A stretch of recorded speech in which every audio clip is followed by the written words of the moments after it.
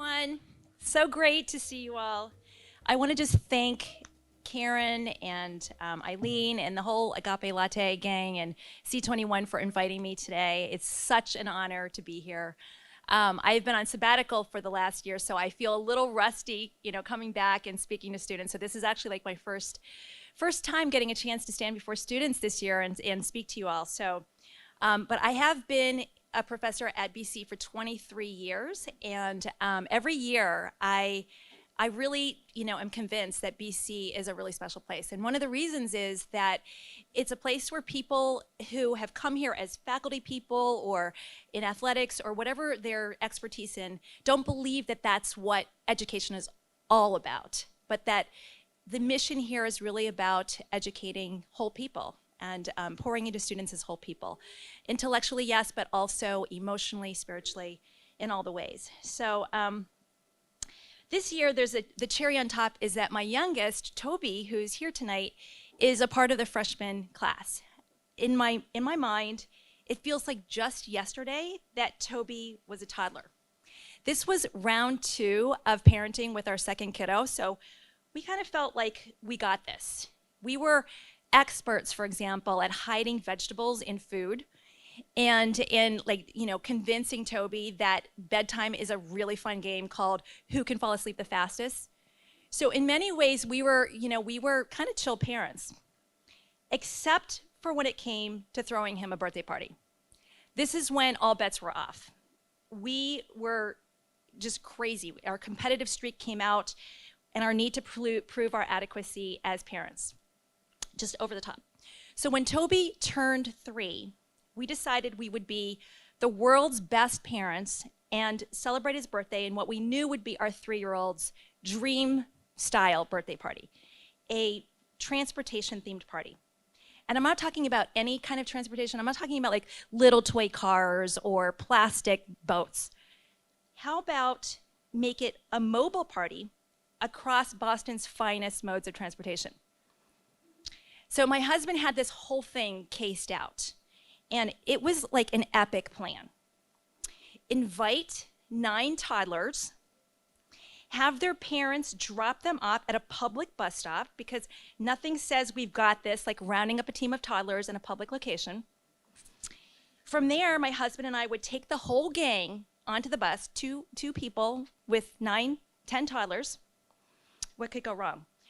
We'd ride the bus to the subway station, switch onto the red line to South Station, then transfer to the silver line bus, which is a special articulated bus that goes under Boston, like in a long tunnel, kind of like a bus train. And we take that bus train all the way to Logan Airport.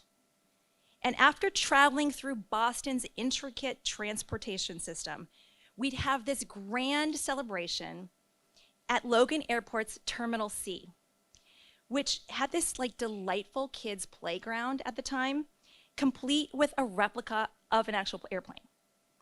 As if this wasn't enough, with very huge fanfare, we would then open up our big suitcase and out would pop a birthday cake and all the birthday trimmings.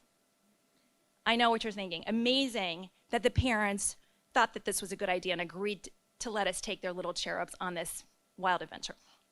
Thank God everything went perfectly. There we were, Toby and his 9 toddler friends munching cake while checking out in the airport, these airplanes pulling up to Terminal C. So David and I kind of shot a glance at each other that kind of said, we've nailed this parenting thing. We are the world's best parents.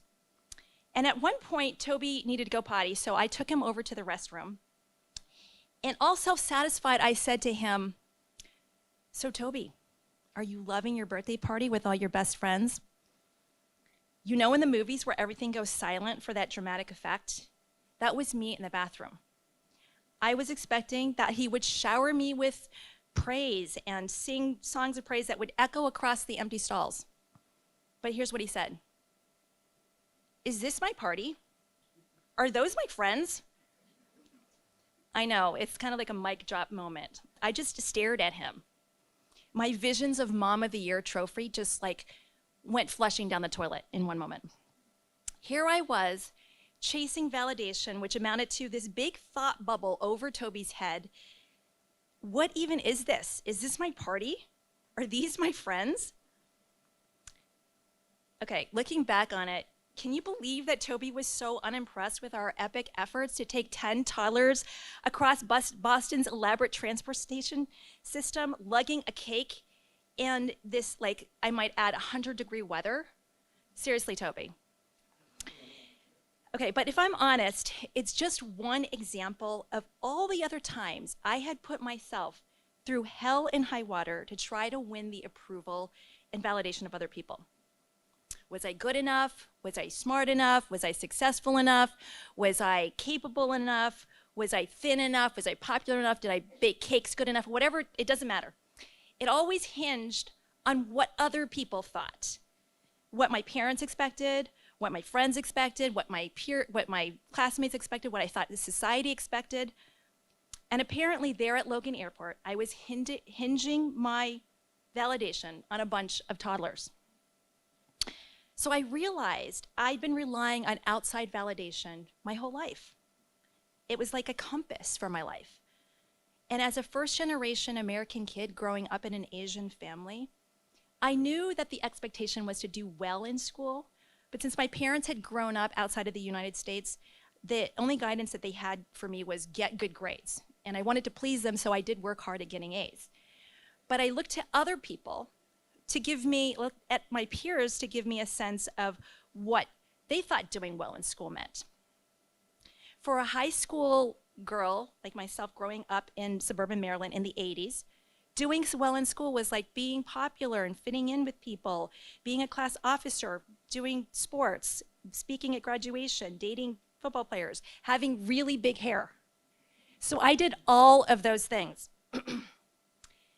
When it came to choosing a college, I have to admit, part of my decision about attending a Big Ten university in the Midwest was that one of my friends told me that she thought it would be a cool school to go to.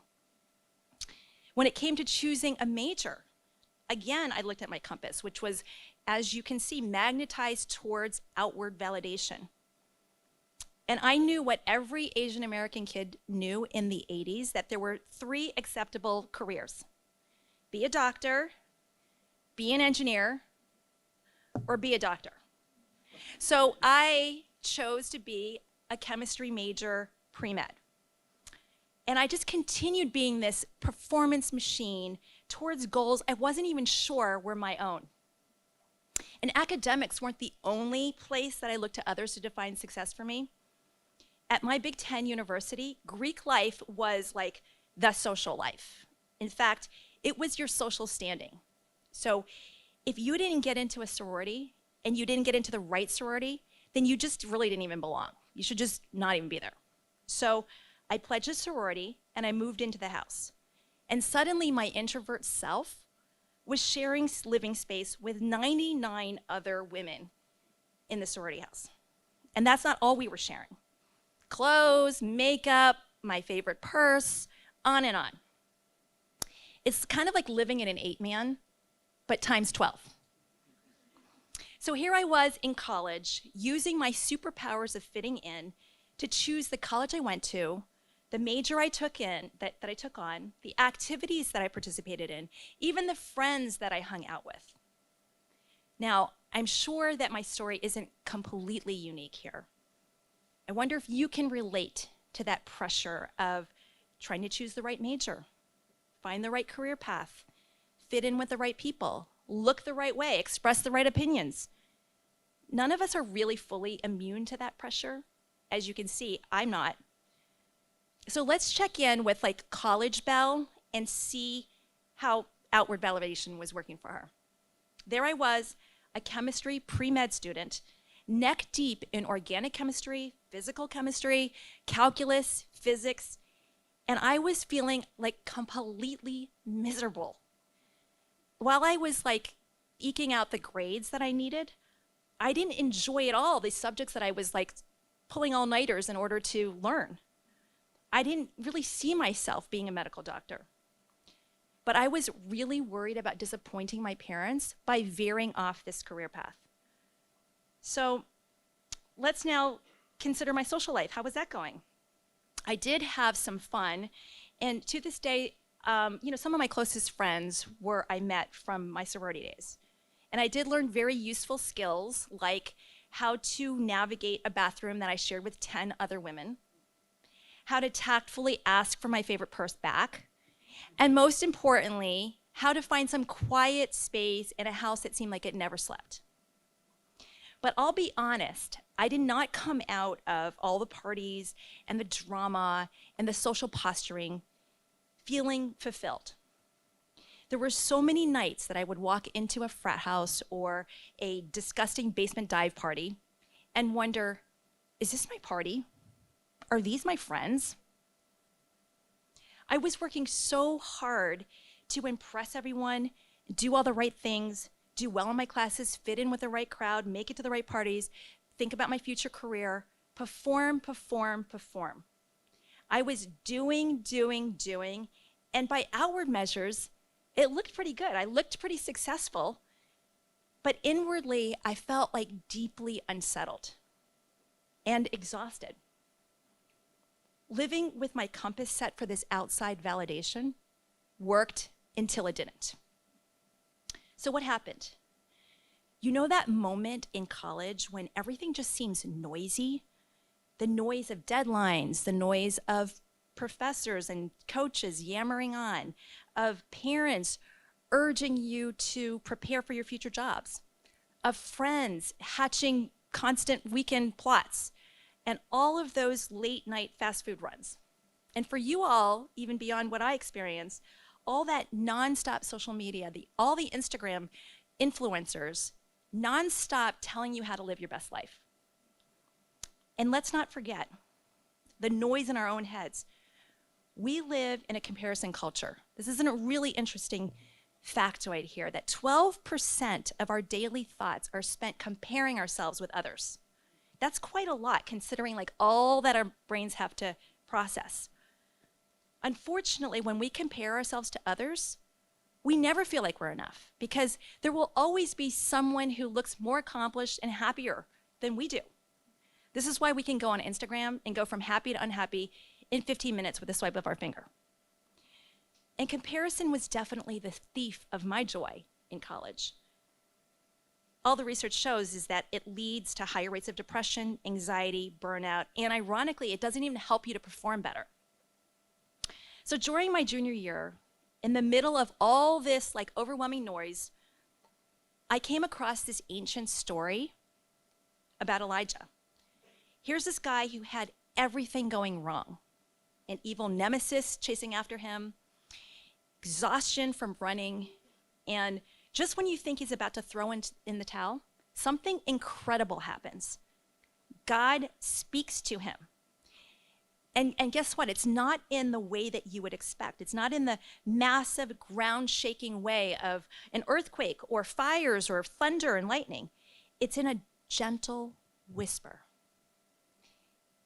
In our 21st century world of like constant Spotify playlists where people are constantly cranking up the latest wisdom from like their favorite bands, I don't know what they all are for you all. Is it like Taylor Swift and SZA and all the bands that everybody's listening to? It's very easy to overlook the importance of stillness. But what if the answers that we're seeking aren't in the loudest voice, but in that gentle whisper?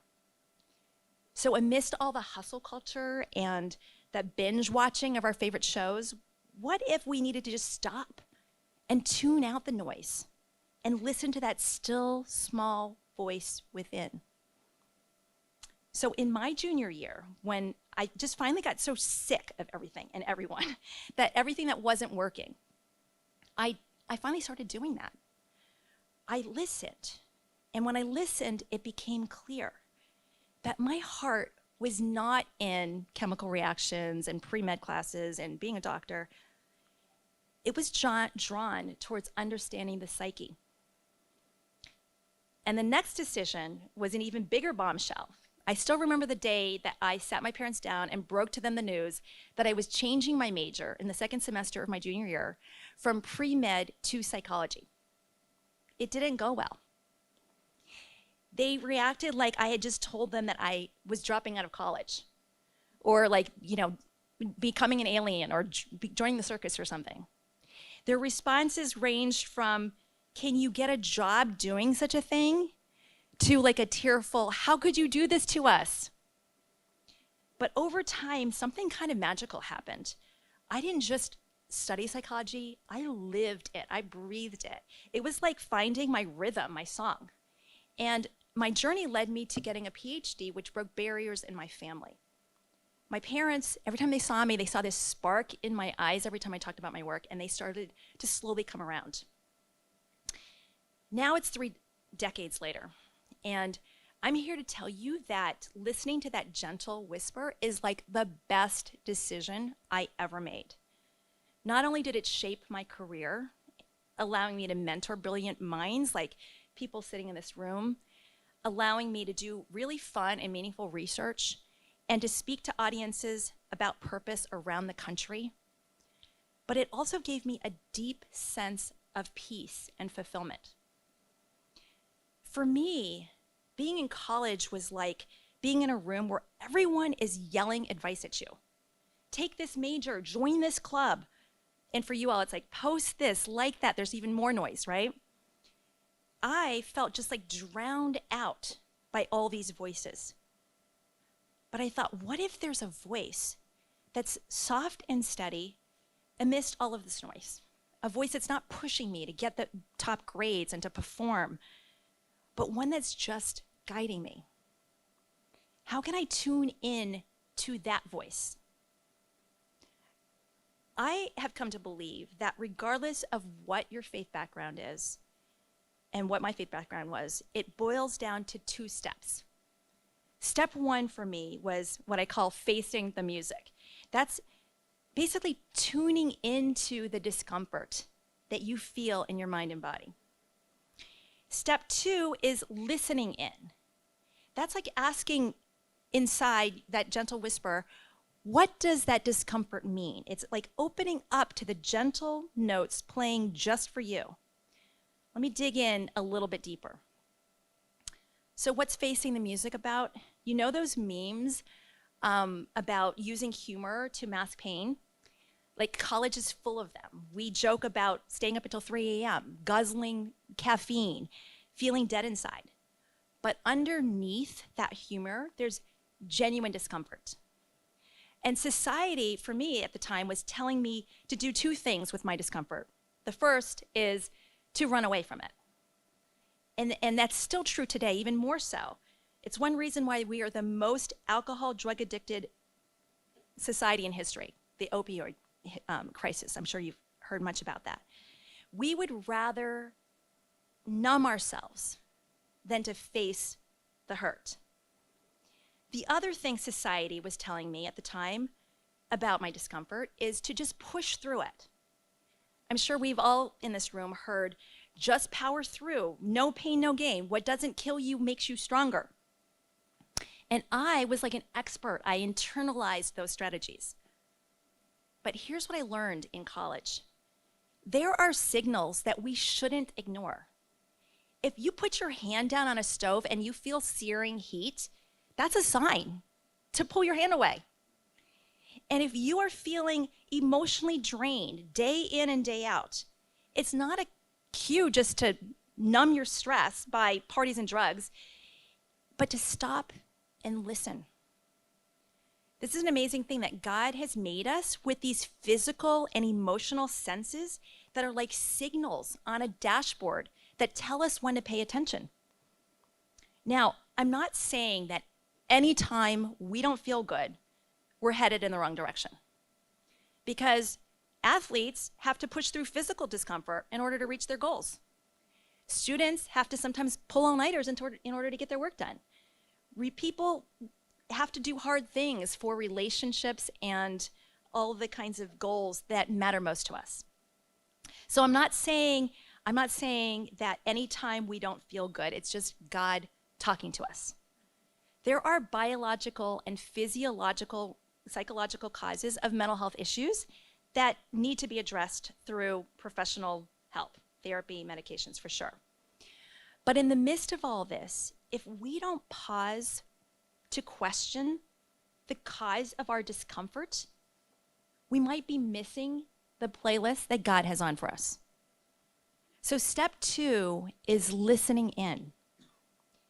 In the times that I have felt like I'm not enough, whether it's as a student or as a friend, as a professional, as a person in general, in those moments of doubt, I've started to tune out the noise and tune into the gentle voice guiding me. And what am I hearing? What is God telling me? Recently, I was sitting quietly in my backyard on the deck, and in a couple minutes, I asked, God, how do you see me? And I felt these affirmations. You are cherished. You are valued. You make a difference. And it's not just because of all the things that you keep trying to do. Now, as a person of faith, these were familiar affirmations, but in that moment, sitting in the solitude, hearing that gentle whisper speaking these words over me, those words took on a whole new meaning. Okay, so you guys have been such good listeners, and I really want you all to be able to experience a little bit about this listening in yourself. So do you feel game for like a little live demo for like 5 minutes? It won't last for very long. Okay, yes, I see some nods. Okay, so let's go for it. So we're gonna try something a little live experiential right now. It's an exercise in tuning into your own heart. So you can close your eyes if you feel comfortable doing that, or you can leave them open, whatever you feel comfortable with. And imagine, just take a deep breath.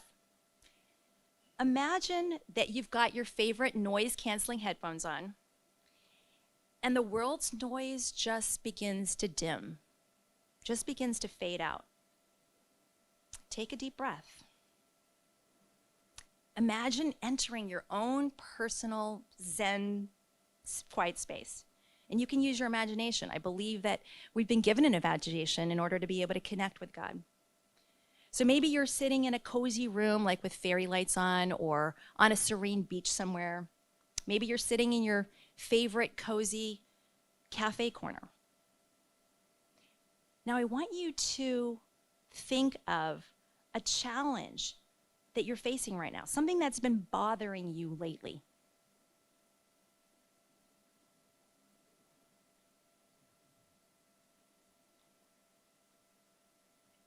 And just ask, what's that challenge trying to tell me?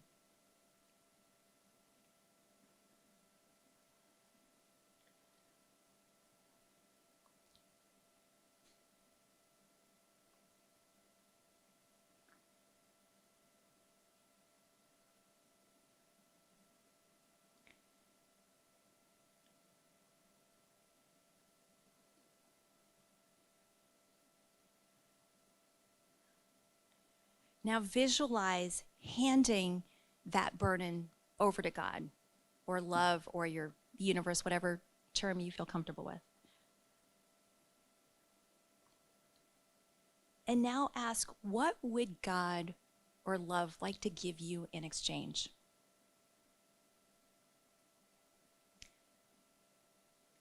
Remember this timeless wisdom from chapter 4 in the book of James. It says, you don't have because you don't ask. It's as simple as that. So you can open your eyes now. You can do that mental exercise of tuning into your inner compass anytime. You can take an hour or even a day to just detox from your social media and your phone in order to reflect deeply and really listen to that gentle whisper. Or you can use it as a quick reset button. Imagine walking into a social situation and something just feels off. You can shoot up a quick question. What do you want me to know? What do you want me to do? So here's a parting note. This is kind of my heart-to-heart for you today, that the world is never going to stop sending us notifications about how to fit in and how to be approved of and how to meet others' expectations. And I felt that I was constantly adjusting my compass to whatever was trending as the topic at the time. But I just imagined what it would be like, the peace that would come from having my compass aligned and tuned to something with a higher resonance that was perfectly in tune with authenticity and true purpose and belonging. So rather than running away from my discomfort and we're hitting the mute button on it, I decided, what if I just stopped and I leaned into it and I chose to pay close attention to that voice inside? So why am I sharing this story with you today? Well, 17 years after I graduated from my college, I was invited back onto my college campus to give a talk to the graduating seniors. And it was the first time I had stepped back on my college campus since I graduated. And it was just like this beautiful May day, like was like everything was blooming. Such a beautiful campus, like BC in the spring. And I just like took this walk down memory lane. I visited all the places that were kind of my stomping grounds, like the student union where we would buy popcorn and sit on the couches and hang out with friends, the Arboretum, the Dunn Woods, Beck Chapel, all these places that were so beautiful in my mind. It was a perfect day, perfect walk down memory lane. But this nagging thought kept just sort of hitting me. I thought, if only I knew then what I know now, I would have had such a more fun time. Because I probably would have done college with a little bit more ease. But I'm not sorry for the experiences that I had that were even the hard ones, because I realized this morning, like, it's what's enabling me to tell you my story today and probably be able to relate to some of the struggles that many college students on this campus go through. So here's my little nugget of wisdom for you. Don't waste your time keeping up with everyone else's expectations. Hike your own hike. Start listening to that gentle wisdom that can be heard in your own heart. It's a lot more clued in than you can ever imagine.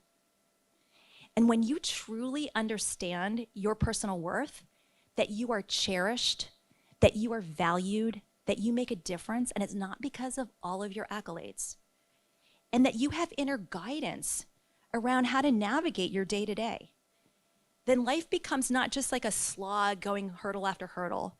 It becomes like a really exciting adventure. So embrace that freedom, choose that joy, and let that authenticity be your guide. Thanks for coming, everyone. Good night.